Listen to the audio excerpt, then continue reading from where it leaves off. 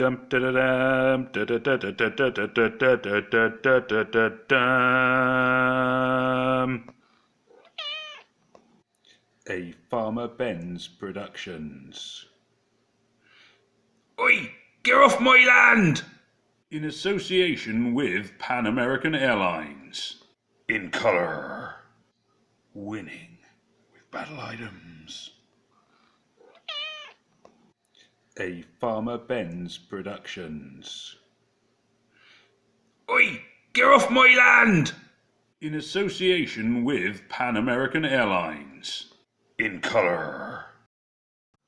New Raid Tournaments. A tournament Kirk Newith. Hello. Good afternoon, Prinhoundar. Farmer Ben back again with another episode of New Stuff.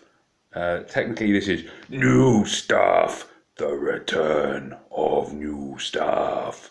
Because we are once again looking at the new raid tournaments. I'm just collecting a few of my items because I like to do the random little bits. I've just been building up bits and pieces to prepare me for the Alliance War. The challenge event. I will just talk about that in just a moment. Alliance War has been cancelled for today, which is, well, I suppose it's a bit of a nuisance.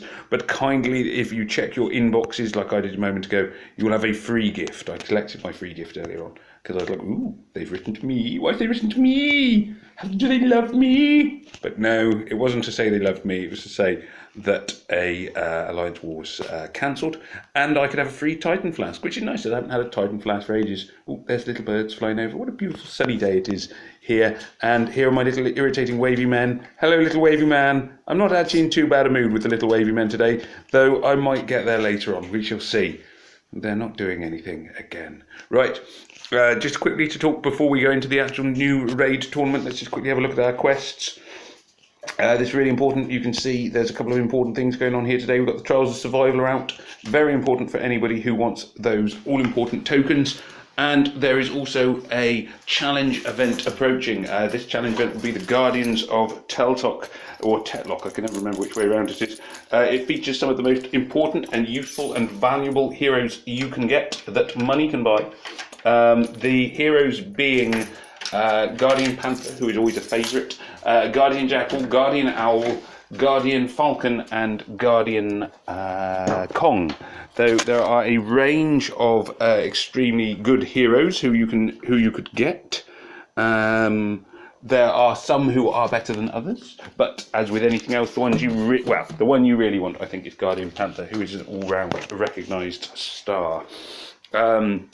Anyway, I have digressed for long enough, so we're going to go into the new raid tournament. Now, for those of you who watched my old videos, you'll know that we've done raid tournaments before. The first one came out. There was a lot of confusion. Lots of people seemed to be thinking that they weren't getting the right level. There was no way to challenge. There was no way to change your challenge. So basically for the challenge event, the raid tournament, what I did was destroy 20 teams who were quite a lot weaker than mine, and that was that. But we have a new raid tournament out today, so let us see what is going on. Now, I have had a look at the online thing, and it has changed.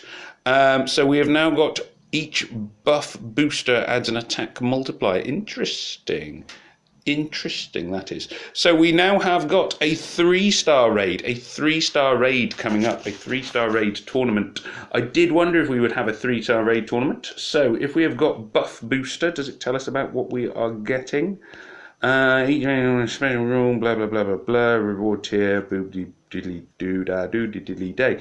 So it doesn't really tell us much about the buff boosting, other than each buff adds an attack multiplier. So anything which buffs our heroes is going to be really, really useful on this event. There aren't all that many 3-stars though that carry a buff booster.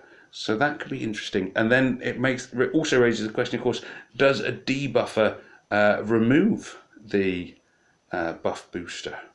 Intriguing. Anyway, so what I have been told is what I've read online, is that it's now going to be a different category to get you into a starting. It should decide who you fight. So you'll fight teams based more around your own defensive team power. Oh look, I'm tournament rank #1. Isn't that nice? But then it looks as if absolutely everybody else in the world is as well.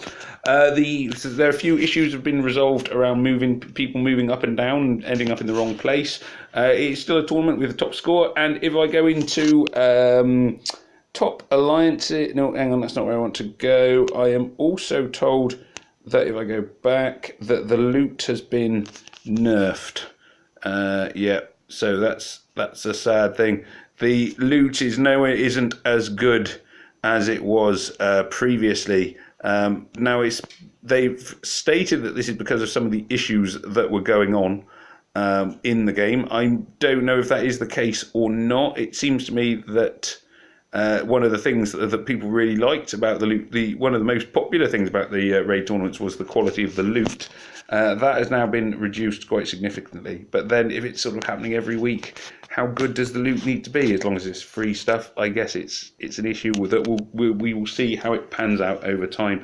So I'm going to join the tournament. I've successfully joined the raid tournament. Wow, that's amazing. So now I need to choose my 3-star team. Now, you can see that for me, it has chosen me a very powerful 3-star team, and 3-star team with some buffed up heroes in it. Now, the reason I've got heroes who have also got their their talent grid enhanced is because I am going to be using. I do a lot of 3-star eventing, so I do have quite a lot of powerful heroes. I'm just thinking about the buff factor. That is going to be an interesting one. Now, Malia adds a buff. Tyrum is a debuffer, which is obviously quite good. Gatto, I can't remember what Gatto does. I don't think he adds a buff. Let's have a look. I need to check Gatto. So what I'm looking at really is heroes who add or remove a buff. Now, Gilra, I know, weakens your opponent, so that could be handy. Balthazar doesn't add a buff. He's a good hero, but he doesn't add a buff. Bane doesn't add a buff. He removes. He causes blindness. Gatto mutes a new status ailment for 3 turns, which would be a buff. So Gatto will definitely have a buff. So he's one to take. I'm going to keep Gatto in. Nashgar sets them on fire, but doesn't buff them. Valen does not buff.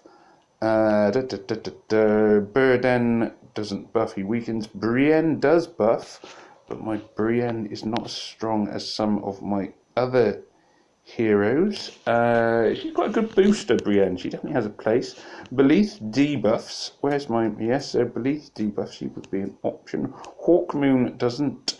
Azar doesn't. So, yes, 3-star buffers are actually fairly few and far between. Gatto and Malia will both buff, which is good. Malia has got, let me just check, I believe Malia has got very fast mana. At the moment, I'm possibly thinking of Malia as my tank. Can I see Malia's stats, please? Let's have a look. So this is going to be an interesting one. It's very hard to choose buffed up heroes who are buffers and 3-stars who will make your team stronger. So let's have a look. Now, her mana is fast, and that is going to be really important. Where does it say that? I'm saying it's fast. Yes, mana speed fast. And she boosts your team and buffs them up. So I'm thinking at the moment of Malia probably as my tank. Now her armoured stats... hang on. Her stats for armour is 494, which doesn't sound great, but then she's only a 3-star. Tyrum has 476, so it's sort of pretty similar. So I'm going to put Malia in the centre. I'm going to go for Malia as my central tank. I've got Gatto on one side. I am going to definitely want a debuffer. A debuffer is going to be important. Now Tyrum, because particularly if the buffs boost people. Now most people I don't think will have many debuffers. There aren't that many available. I think, go with a team that looks like this. So it has got 2 purples either side of a yellow, so it's very hard to colour stack against them. I will then have Gatto as a booster. And Now I'm torn now between having a healer or another attacker. It's one of those tricky ones. Not having a healer is obviously risky. 3-star healers. I am going to this time, I may regret this, but I'm going to risk it and not put in a healer. I'm going to go for Nashgar on the flank there. My Nashgar is obviously, he's got his talent grid very highly finished because I got, in one of my chests, I got a nice gift of things. Now that gives me a team power of 2829, which is pretty substantial for a 3-star team. It remains to be seen if this team will be able to hold their own in the tournament, or even if they get attacked, because previously none of my teams were attacked. So my troops are 2-star or lower. Again, I've got some pretty good 2-star troops. Again, this is just because of a personal thing where I've been trying to complete 3-star eventing. So my 2-star troops and 3-star heroes are pretty good. So we shall see. It will be interesting to see if luck smiles upon this team or not. Part of me also wonders if Small Giant will ever go for a 2-star or a 1-star raid tournament, which could be a fascinating thing to try. I suspect they probably won't. 1 and 2 stars never seem to get their own things, but it could be quite entertaining just to see how everybody got on with that. So there we go. So that is my raid team. Now we shall see what happens as we move on. So then I will hopefully post some more videos on throughout the week as we go into the raid tournament. It may not be every day. I will see how we go, probably the first day anyway, and give everyone a little bit of an update as to what's going on. There is a challenge event approaching, so there may be some information about that as well, because challenge events are one of my favourite aspects of the game. There's no Alliance War, which is fine because they gave me a lovely little shiny flask. And yes, so it remains to be seen what will happen with the raid tournament. Oh, little wavy man, now you are annoying me. There's loads of you around and you're not doing anything. Excuse me. So there we go. In order to just to mention, it's worth preparing now if you have not already started doing so. Get plenty of battle items ready for the raid tournament. Raid tournaments are all about speeds, and battle items are crucial for those. So if I go into mine, as I say, I'm a 3-star raider. I've got a lot of bear banners, I've got a lot of axe attacks, I've got a lot of mana potions, then I've got a few bomb attacks, and I need to work on building things like dragon attacks because I'm going to want plenty of them as the tournament goes on. I'm also quite short of, well, not too bad for tornadoes. I was going to say not short of them, but I'm pretty good. So that is it. A relatively short video. I know I've waffled, as I always do. Good luck with choosing your team for the raid tournament. It will be interesting to see how this one pans out and what happens as we move on. I am hoping it will be good and entertaining, but we shall find out in due course. Anyway, it just remains for me to press the little button to start getting it ready. It just remains for me to say, peace out, may death come swiftly to your enemies.